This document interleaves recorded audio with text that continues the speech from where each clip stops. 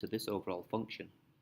That's quite interesting because you would think that you could feed any x value into this and you'd get some kind of output coming.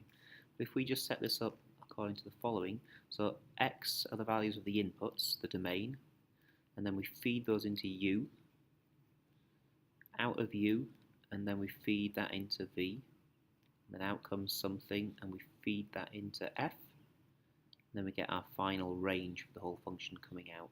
I'm not interested in the output here, but we do know there's a certain restriction to what can actually cross this barrier into the f function, and the f function will only allow -3 through to +5 to actually be fed into the f function. Yeah, so we can only have the domain feeding into f -3 to 5. So the original domain for the whole function, the original set of x values, x goes into u, out comes the input -3.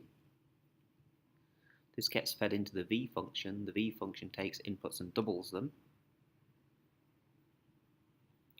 And now we know that this particular expression forms the input into the f function, but we know that the maximum feeding in value is actually going to be 5, and the minimum value we can feed in is -3, so that sets the condition for our inequality.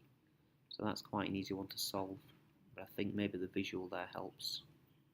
Add 6 to each of the 3 parts of the inequality, and then divide by 2, and then we've got the largest possible domain for the overall function.